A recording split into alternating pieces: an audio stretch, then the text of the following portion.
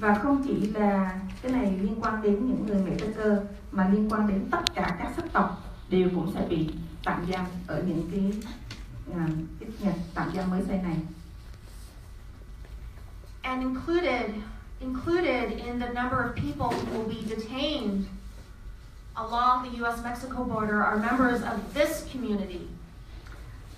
Cùng với cái số lượng mà những người sẽ bị tạm giam đối với người Mẹ Tây Cơ, và đồng thời không những là người Mẹ Tây Cơ mà tính luôn cả những người ở cái cộng đồng của chúng ta. The reason is because there's no more room in the detention centers within the area. Tại vì không còn cái phòng tạm giam nào nữa hết, đã hết chỗ để mà nhốt rồi trong cái vùng này của chúng ta. So if you have family members or friends who are in deportation proceedings, it may very well be that they may be taken to a faraway place to be detained before they're deported. Chính vì vậy mà nếu quý vị có những người thân mà đang trong cái tình trạng là làm cái thủ tục bị trục xuất, thì rất có cơ hội là những người thân của quý vị sẽ bị đưa đi tạm giam ở những cái nơi rất là xa trước khi mà bị trục xuất ra khỏi nước Mỹ. The president has called for the detention of immigrants who have violated any immigration law. Tổng thống đã ra lệnh là sẽ tạm giam hết tất cả bất cứ người di dân nào mà đã phạm bất cứ một cái tội gì trước đây. He's called to hire 5,000 new Border Patrol agents. Tổng thống ra lệnh là sẽ mướn thêm 5.000 tuần tra biên giới để mà canh giữ.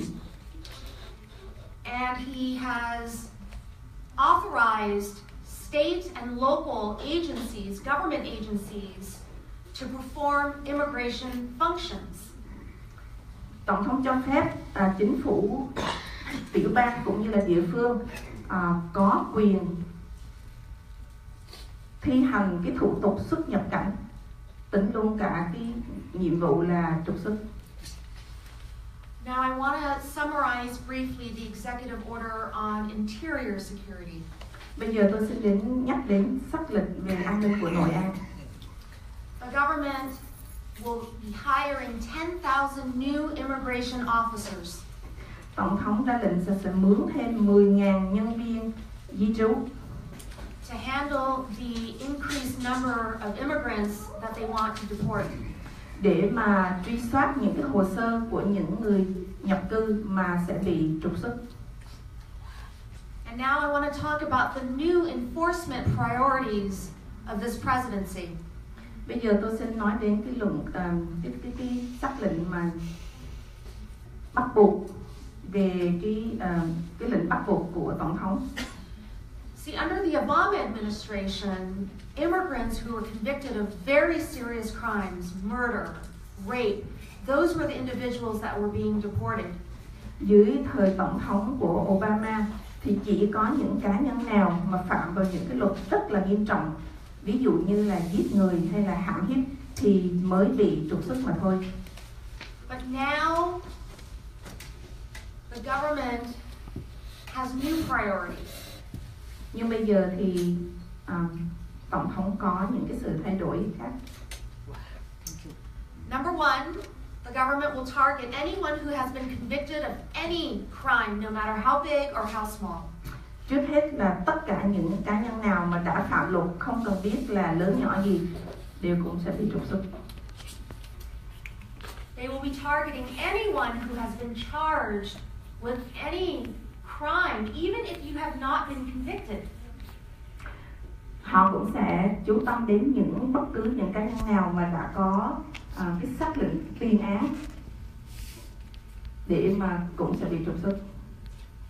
And they will also be charging people who have done things for which they've never been arrested, but can be chargeable as a crime. Và những cái người nào mà từ xưa đến giờ cũng chưa làm một cái gì phạm luật nhưng mà chỉ có thể sẽ bị liệt vào cái tình trạng là đã có tội phạm cũng sẽ bị trục xuất. mere act, the mere fact that you committed an act, even if you were not arrested. Có nghĩa là quý vị cũng đã có một cái tiền án mặc dù quý vị không có bị bắt. But if they find out about it, you're also in trouble. Và nếu họ tìm ra được, mình sẽ gặp trở ngại rất là lớn. This especially applies in situations where you tell someone in the government, whether it's the Department of Social Security or Social Services, that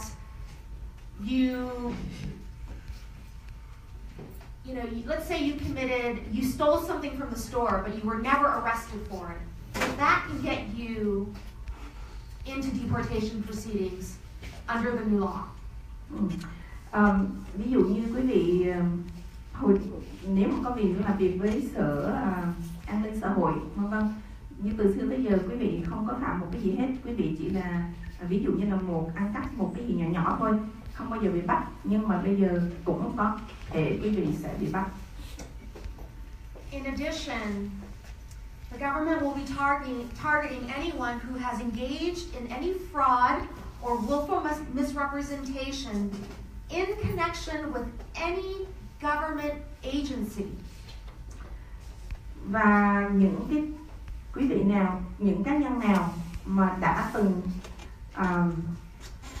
gian lận đối với những chính quyền địa phương cũng sẽ bị dính líu. For example, the Department of Social Services. Ví dụ như là công ty cơ quan xã hội. For example, you make a lot of money, but you reported that you don't make a lot of money and you receive cash benefits, food stamps, Medi-Cal. Ví dụ như là mình làm rất là nhiều tiền, nhưng mà mình báo cáo là mình làm ít tiền để mà mình nhận được những cái trợ cấp của xã hội như là food stamp. Right, and then you drive a Lexus and you live in a big house. Và mình lái xe Lexus và mình ở trong một cái nhà rất là to. They are increasing. They're going to have a crackdown on people who commit fraud against the government. Họ sẽ truy nã những cái thành phần mà đã gian lận hay là lạm dụng những cái việc như vậy.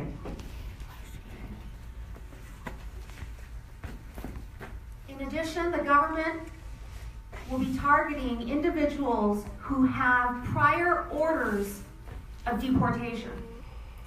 Họ cũng sẽ chú tâm đến những cá nhân nào mà đã nhận được những cái lệnh trục xuất từ trước. So for example, you have a friend or a relative who received an order of deportation 10 years ago but never left. Ví dụ như là người thân của quý vị có nhận được một cái lệnh trục xuất 10 năm về trước nhưng mà chưa bao giờ có ai làm gì hết. Well, just yesterday, immigration authorities in Arizona arrested and deported a woman who had been deported 8 years ago but never left. She was deported today. Well, giống như là mới ngày hôm qua thôi, cảnh sát ở Michigan, Arizona, ở sở chú Arizona đã bắt một cái người phụ nữ có lệnh trục xuất 8 năm về trước nhưng mà chưa bao giờ bị trục xuất thì đã bị trục xuất ngày hôm qua. They don't care about her family. Họ không quan tâm đến gia đình của cô ta. They don't care that she has U.S. citizen children. Họ cũng không cần biết là cô ta đã có con ở nước Mỹ. They deported her because, according to the government, she doesn't belong here. Họ trục xuất cô ta tại vì theo cái sắc lệnh mới là cô ta không có được ở đây. Now I'm going to talk a little bit about the third executive order that bans immigrants from certain countries. Bây giờ tôi xin nói đến sắc lệnh thứ ba là sắc lệnh cấm đi lại với những cái đất nước khác. You may be aware that President Trump has ordered a ban on immigrants from 7 countries. Chắc quý vị cũng đã biết rồi là Tổng thống đã ra sắc lệnh cấm travel cấm đi qua lại với 7 đất nước.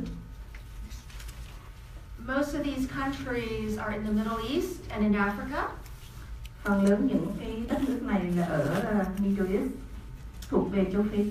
In addition, the president has also called for a ban on the U.S. refugee program. Cộng thêm nữa thì tổng thống cũng đã ra sắc lệnh là tạm hoãn những cái chương trình tị nạn. That includes Vietnamese refugees.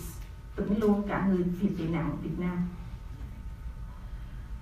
This executive order was challenged by several states. Những cái sắc lệnh này cũng đã được kháng cự lại bởi nhiều tiểu bang. And about 2 hours ago, the Ninth Circuit Court of Appeals ordered that the executive order cannot go into effect. Và chỉ mới 9 tiếng trước đây thì một số tòa án đã ra lệnh là những cái sắc lệnh này không thể nào áp dụng được. However, this is only temporary. Tuy nhiên cái này chỉ là tạm thời thôi.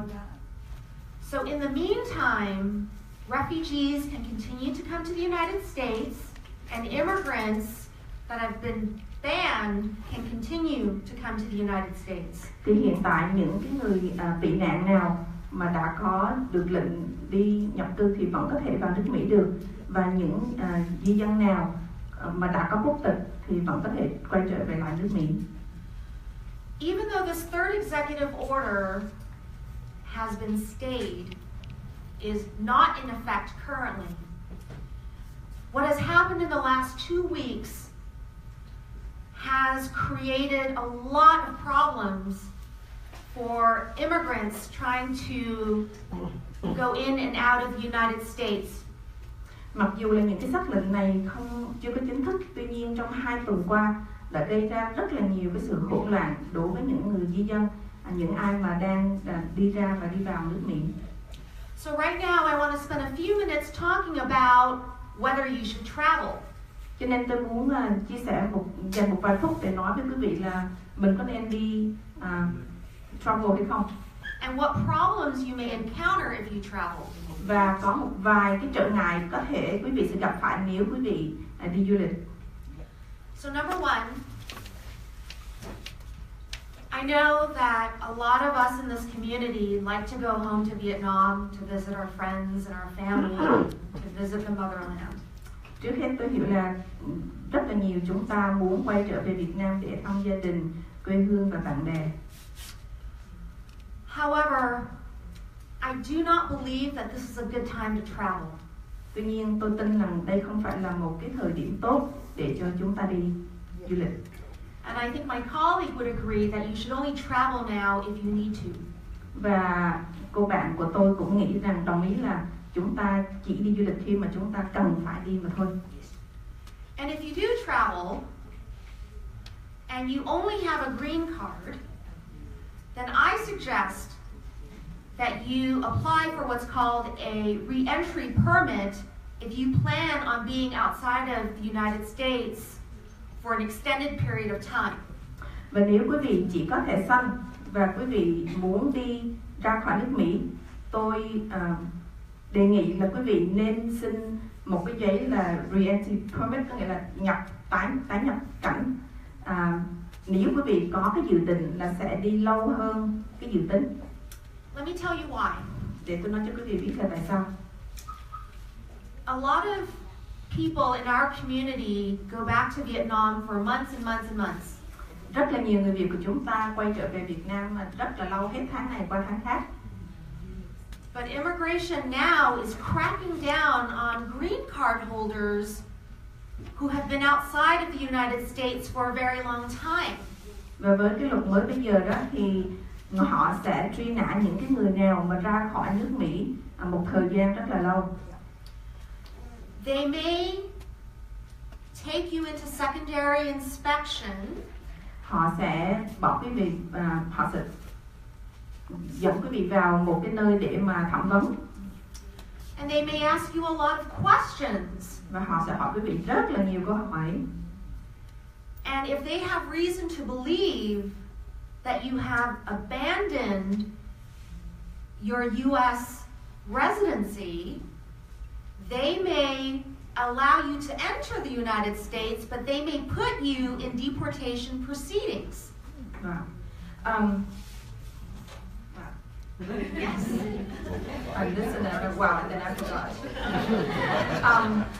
Và nếu mà họ có lý do chính đáng mà nghĩ là quý vị muốn từ bỏ cái quyền quốc tịch Mỹ của quý vị, thì họ vẫn sẽ cho quý vị vào nước Mỹ.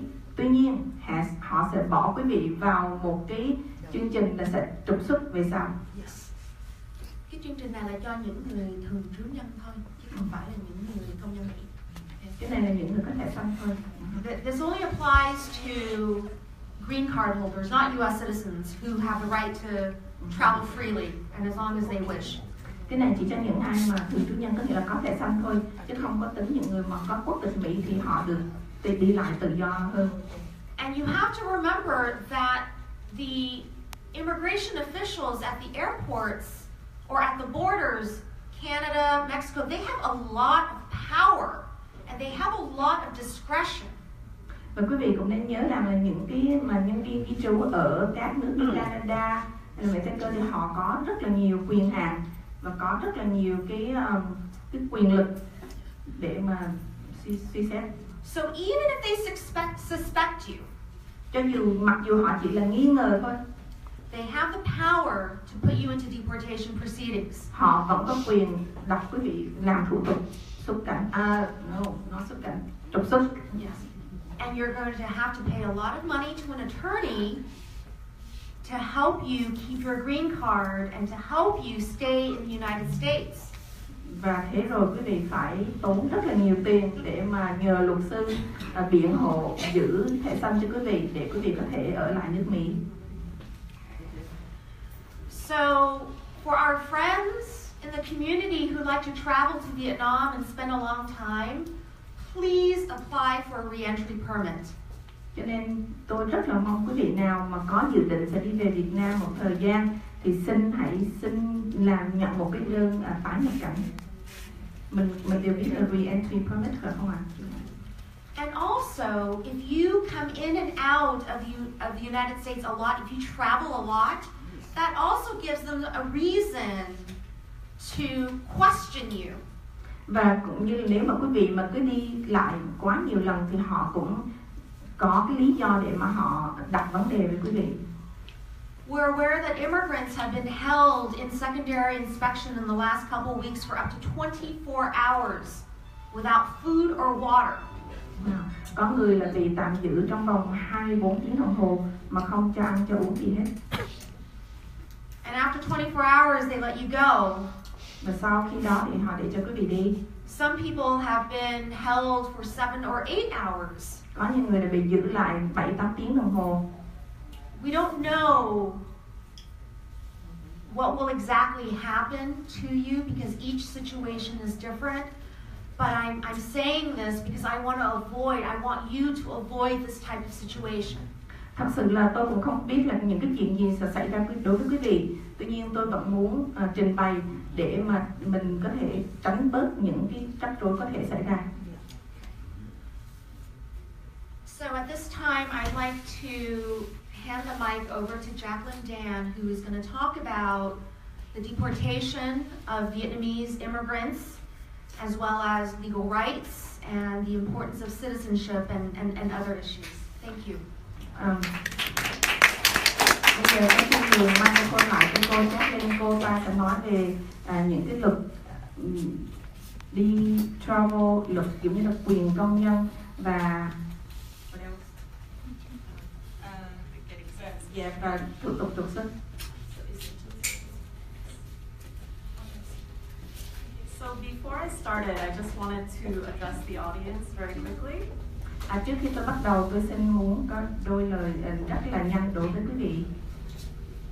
So the first thing that I wanted to say is welcome to everyone who may have come to this immigration town hall for any number of reasons. Tôi xin đón chào tất cả quý vị đã đến cái buổi họp hôm nay cho nhiều lý do khác nhau. And what I wanted to say is that regardless of why you came here, Maybe you have a loved one who is an immigrant and you are worried for them. Và không biết là vì lý do gì, tôi nghĩ là chắc trong số quý vị cũng có người thân của mình có những cái người di dân liên quan đến có thể ảnh hưởng đến những cái sắc lệnh mới. Or maybe you yourself are an immigrant. Hay là cho chính bản thân của quý vị. And you could be here for a number of reasons. You could have lost your legal status. You could have committed a crime. You could have been accused of fraud. And what I wanted to say is that regardless of why you are here, you are part of our community and we are here to help you. Có thể là một số quý vị là bị mất đi cái thẻ xanh của mình, mất đi cái trạng thái thường trú dân, hoặc là đã có phạm tội, có tiền án lúc trước, hoặc là đã bị và không cần biết là quý vị có mặt hôm nay là vì lý do gì, chúng tôi cũng có mặt để mà giúp đỡ cho quý vị. So to everyone in the audience, please remember to listen quietly and to be respectful of those around you. Cho nên thưa quý vị, quý vị hãy lắng nghe kỹ càng và cũng nên tôn trọng những người ngồi xung quanh quý vị. And there will be consultations later. Anything that you say to an attorney is confidential. Sẽ có một cái cuộc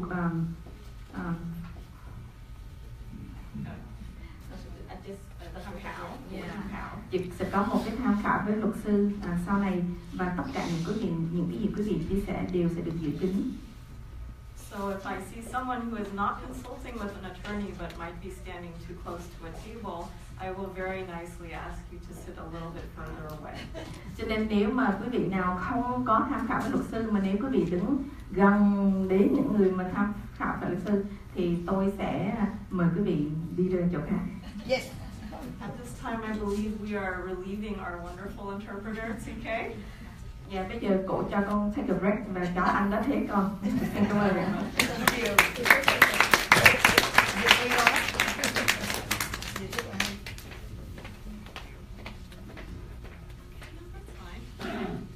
let me know if you need to repeat anything. Okay. So what I wanted to talk about is President Trump's focus on people with deportation orders in our country. Cô ta sẽ nói chuyện về vấn đề tổng thống Trump sẽ chú ý đến những người bị trục xuất. In our community, in the Vietnamese community, there are at least 12,000 people who have deportation orders, but are still in this country. Trong cộng đồng Việt Nam có khoảng 12.000 người có thể bị trục xuất. So that means that they have been to court and an immigration judge has signed for their deportation. Có nghĩa là cái tòa án rồi di dân đó đã ký giấy để cho trục xuất những người này rồi. But for the longest time, Vietnam refused to accept any of these people back into their country. Nhưng mà nước Việt Nam mình không có chấp nhận những người này về lại nước Việt. That meant that these people were detained by immigration in jails for long periods of time, often decades. Vì nước Việt Nam mình không ghi nhận những người này về, nên những người này đang ở trong cái trại giam rất là lâu rồi, có thể hơn 10 mấy năm rồi. Those laws around detention changed in 2001. Cái luật di trú đã được thay đổi từ năm 2001. The Supreme Court of the United States decided that people who could not be deported to their home countries had to be released into the community after 6 months of detention. Tòa án tối cao của liên bang đó đã ra luật là những người nào mà không được trục xuất, không bị trục xuất đó, thì trong vòng 6 tháng phải thả người ta ra, không có giam giữ người ta nữa. So that means that many of these people were released back into our community under the supervision of an ICE officer.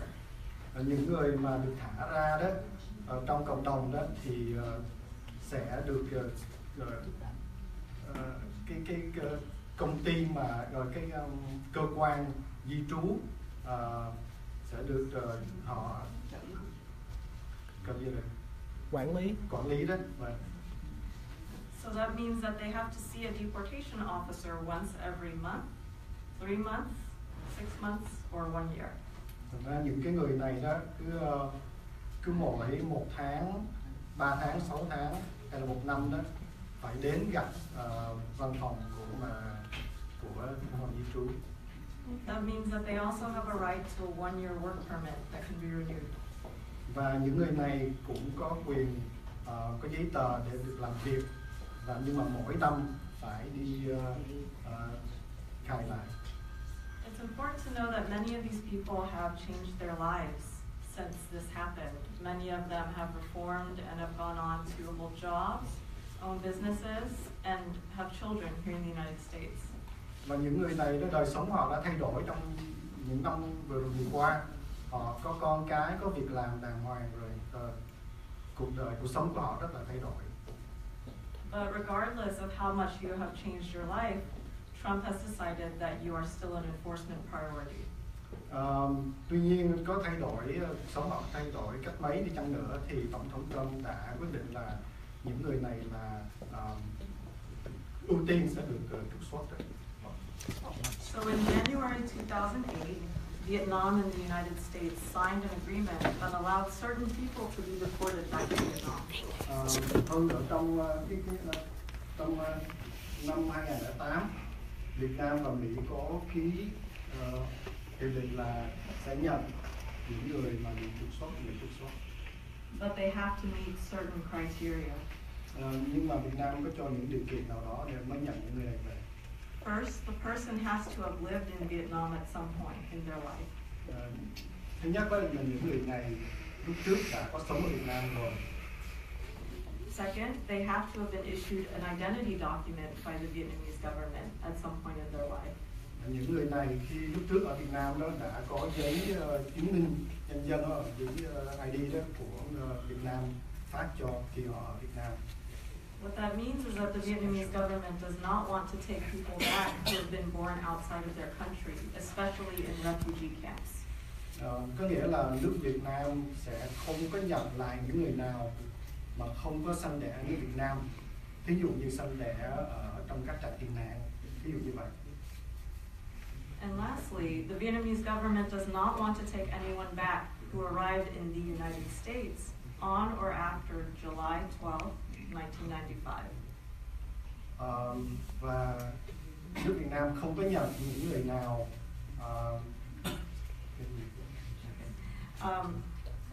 they will not accept anyone who arrived in the United States on or after, before July 12, 1995. Nước Việt sẽ không có, nước Việt Nam sẽ không có nhận những người nào đến Mỹ trước ngày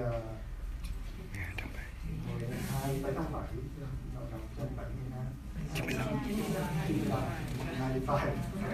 It's a lot of information.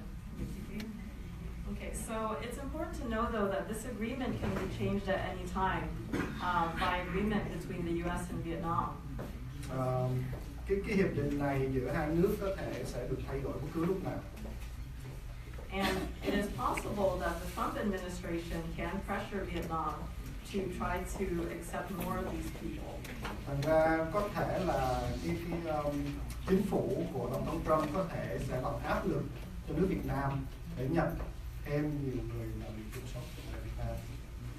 Regardless of the increased risk for detention or deportation, we do have some advice in the meantime to people in this situation. Tuy nhiên, tuy rằng có những sự nguy hiểm này, chúng tôi cũng có để mà giúp các quý vị để mà về các vấn đề này. At this time, it is important to not panic, even though it is important to be cautious. Điều thứ nhất là đừng có hoảng sợ, chỉ nên cẩn thận thôi. It is important to continue reporting to your deportation officer whenever they schedule appointments. Những ai mà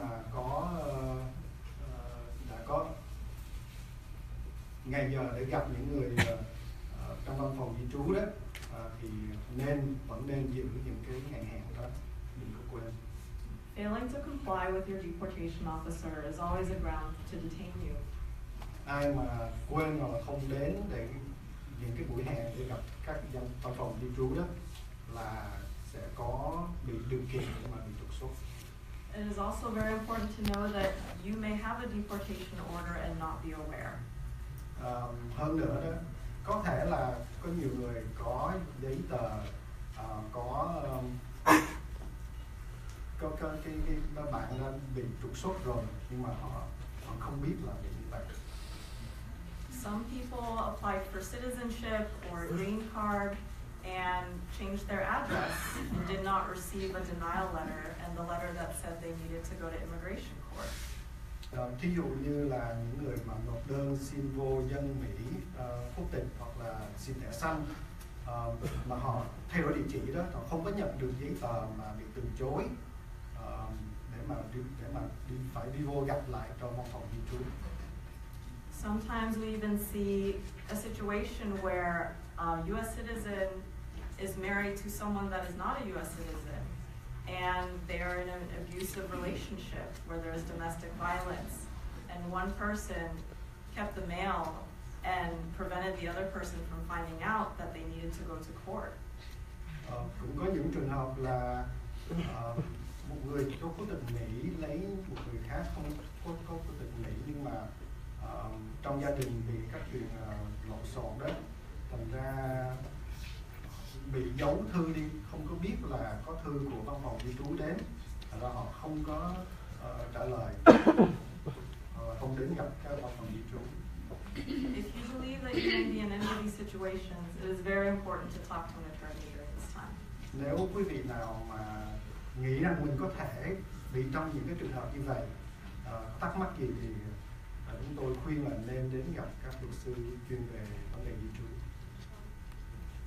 It's also important to know that you have certain rights if you are approached by an immigration officer or the police.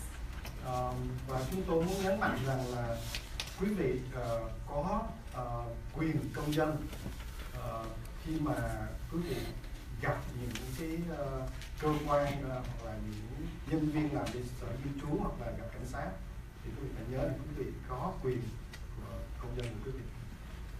First, you always have the right to remain silent. Thứ nhất là quý vị có quyền giữ im lặng, không phải trả lời những câu hỏi. You will be pressured by law enforcement to sign documents or make statements against your interests. Rất có thể là họ sẽ làm áp lực cho quý vị để mà phải ký những giấy tờ nào đó mà không có lợi cho quý vị. But it is important to know that you should not give in to this and that you should insist on your right to remain silent. Và những khi như vậy thì quý vị ráng nhớ là quý vị có quyền không có phải làm những việc này và có quyền để mà giữ im lặng. You also have the right to an attorney. Và quý vị phải nhớ là quý vị có quyền để được một luật sư biện hộ cho mình.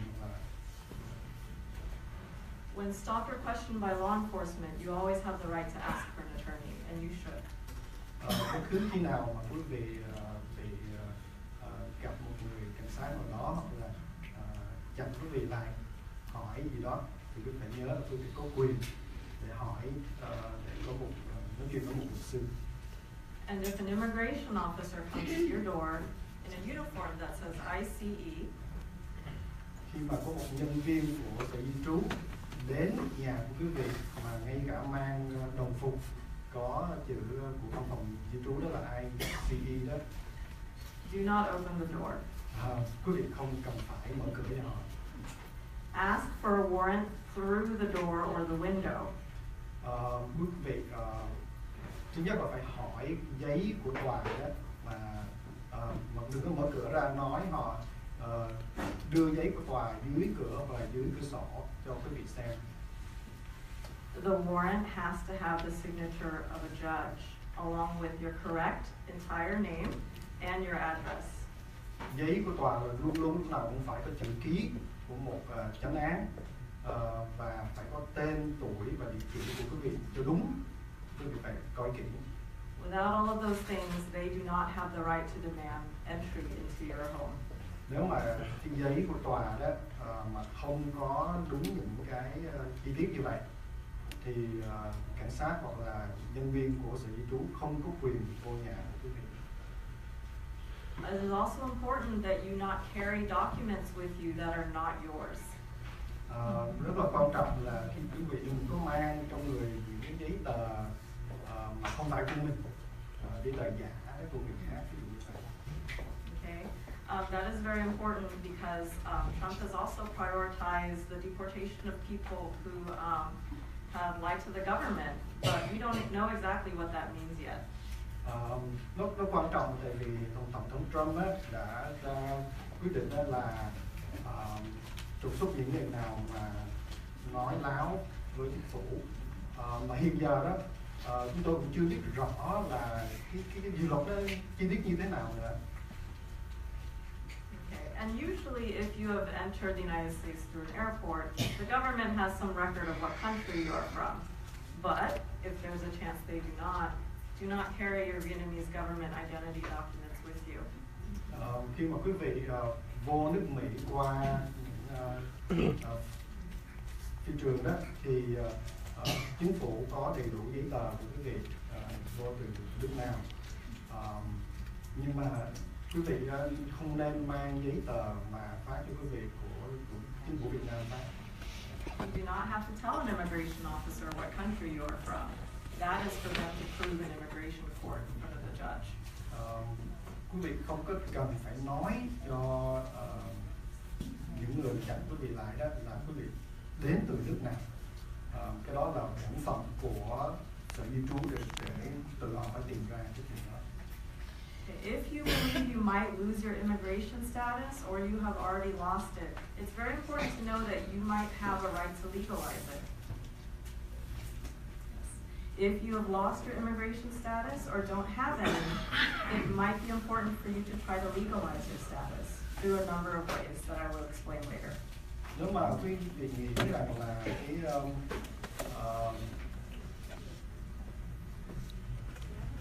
status là cái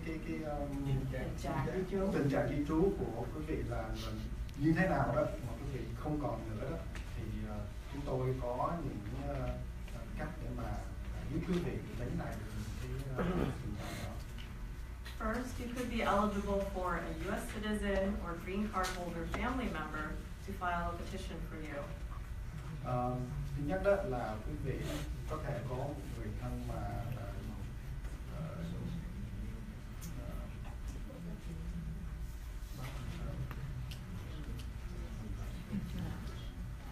nếu quý vị có gia đình có quốc tịch Mỹ hay thẻ xanh thì quý vị có thể có quyền xin người đó bảo lãnh cho quý vị.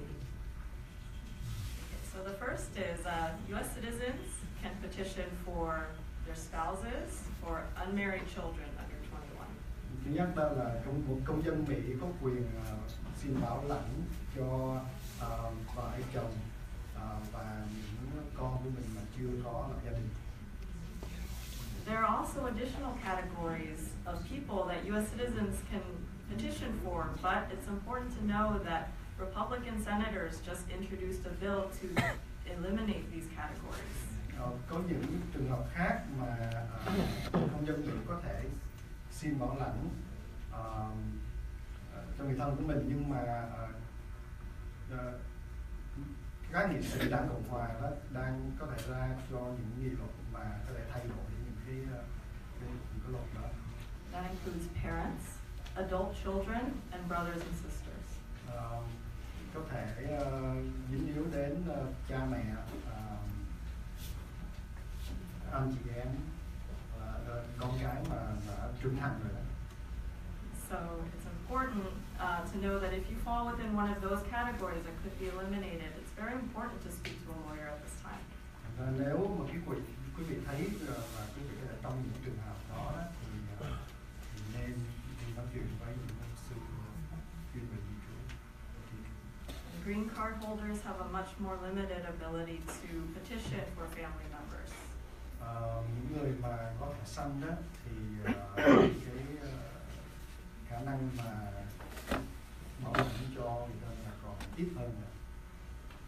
It is also important to know that if you are a victim of a crime in the United States or a victim of trafficking, meaning that you have been taken advantage of in an employment situation, or you have been a victim of domestic violence, you could qualify as a victim of crime for a type of visa. Nếu mà quý vị nào mà là nạn nhân của những hình sự hoặc là nạn nhân của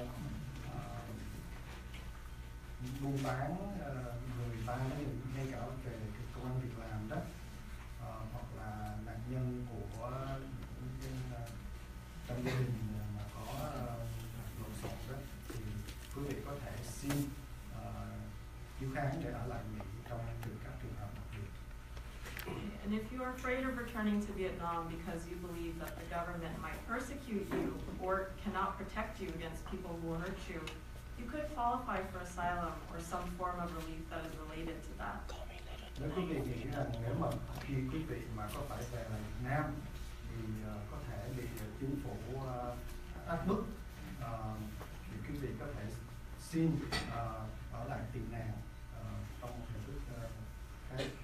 So these forms of relief, though sympathetic, are very difficult to win, so it's important to consult with an attorney. Tuy nhiên những cái cách để mà xin được ở lại Mỹ như thế này cũng khó, chứ không dễ, cho nên quý vị nên nói chuyện với các luật sư chuyên về luật pháp. Luckily, Jacqueline is an expert, so we have a good resource today. Chị Kim thì một người rất là giỏi thật ra. Okay, also, certain people who do not have immigration status, who came here before they turned 16 years old, might qualify for something under Obama called DACA. Còn những người nào mà qua Mỹ vô nước Mỹ mà dưới 16 tuổi thì có thể là được ở lại dưới cái gì Tổng thống Obama phát hành đó, ban hành là cái gì mà DACA, DACA. So DACA is a program that gives eligible immigrants 2-year work permits that can be renewed. Dưới cái chương trình DACA này đó, những người này sẽ được quyền ở lại Mỹ và được làm việc ở Mỹ trong vòng 2 năm. But it's important to know that President Trump might target this program very soon and eliminate it. Nhưng mà rất tiếc rồi, và cần biết là Tổng thống Trump đó có thể hủy bỏ cái chương trình này. So if someone has not applied for DACA yet but is eligible, there's a good chance that that application might not be approved. Và có ai mà có thể là được trong cái trường hợp DACA này mà chưa có nộp giấy tờ hay là có thể sẽ không được. But we're not sure at this time. Nhưng hiện giờ chúng tôi cũng chưa biết rõ là nó sẽ như thế nào. For people who could renew their DACA because they already have it, there might be a slim chance that it could be approved. So please discuss this with the attorney and make a decision on a case-by-case basis. Những ai mà có việc DACA này mà đang được ở lại đó thì mà chưa có mỗi hàng năm phải làm với lại đó mà chưa có đi làm đó thì chúng tôi khuyên là nên xúc tiến. And if you have DACA, do not travel outside the United States. Nếu các quý vị nào mà có giấy tờ gì DACA thì chúng tôi khuyên là đừng có nên đi ra khỏi nước Mỹ trong thời gian này. And also, if you have a green card, think about applying for citizenship. Những ai mà đã có thẻ xanh rồi, chúng tôi khuyên là nên xúc tiến việc mà đi xin vô công dân Mỹ. However, if you have had any problems with the police, please talk to an attorney first before you do this. Quý vị nào mà có thẻ xanh mà có vấn đề gì với cảnh sát hoặc pháp luật thì chúng tôi khuyên rằng nên đi gặp nói chuyện với luật sư ngay. Because if you apply and they decide you're not eligible for citizenship, they could send you to see an immigration judge who could order your deportation. Tại vì trong những vấn đề đó mà khi quý vị đi nộp đơn xin vô quốc tịch đó, sở di trú có thể gửi quý vị đến tòa di trú và họ có thể trục xuất quý vị. Lastly, please be sure that the person you talk to give you legal advice is an actual lawyer. Chúng tôi muốn nhấn mạnh là những người mà quý vị tham khảo về vấn đề di trú đó là thật là đúng là một người luật sư về di trú. A consultant is not a lawyer. Những người cố vấn về vấn đề di trú đó là không phải là luật sư. This type of person might not be qualified to help you, especially with a complicated situation, and could hurt you by filing paperwork that you are not eligible to receive. các vấn đề này rất là khó khăn, thành ra những người mà tư vấn này có thể không có đủ khả năng để giúp quý vị làm giấy tờ cho nó đúng. You can always go on the state bar website. So the association that issues licenses to lawyers to confirm that the person you're meeting with is an actual lawyer and that their clients have not filed complaints against them. Quý vị có thể lên trang mạng của hội đồng luật sư của tiểu bang để xem coi cái luật sư mà quý vị muốn tham khảo đó có phải là luật sư chính xác hay không và có bị vấn đề gì với luật pháp hoặc với lại hội đồng luật sư hay không. Now that concludes our presentation.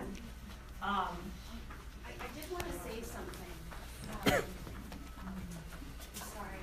I think Jacqueline made a very good point, and I think this is very important to say. Because the immigration laws are new and the government's enforcement of the new laws will be aggressive, it's very important that you meet with an experienced immigration attorney. Vì vấn đề luật pháp về di trú đó cũng còn mới lắm và chính quyền đó sẽ rất là mạnh tay, thành ra chúng tôi nhấn mạnh là quý vị nên gặp một luật sư nào mà có nhiều kinh nghiệm về vấn đề di trú. I understand that there are a lot of offices and service providers in the area. Trong cộng đồng của mình đó thì có rất nhiều văn phòng mà nói là lo về vấn đề di trú đó. Many of them may not have attorneys. Nhiều văn phòng đó thật ra trong đó không có luật sư làm trong đó. And if they do have attorneys, those attorneys may not be specialists in immigration. Hoặc là có luật sư làm trong đó đi chăng nữa, những luật sư đó không có phải là chuyên về vấn đề luật di trú. So I encourage you to be very careful about who you seek help from. Chúng tôi khuyên quý vị là rất là cẩn thận khi mà quý vị tìm gặp để tham khảo các luật sư hoặc các văn phòng đó. Just like I always tell my clients, do you want a nurse to perform heart surgery on you? Cũng giống như là quý vị có muốn gặp người y tá để mà mổ tim mình hay không vậy? If you don't want a nurse to perform heart surgery on you, then you understand why it's so important to have an experienced immigration attorney to help you with your immigration case.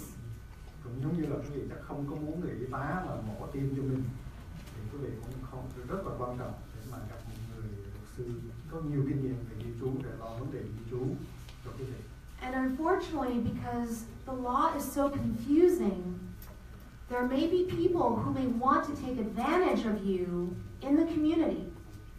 Rất tiếc là cái vấn đề luật của di trú nó rất là rắc rối, khó hiểu, thành ra có nhiều người sẽ lợi dụng để mà không tốt với quý vị. And they may take this opportunity to charge you a lot of money.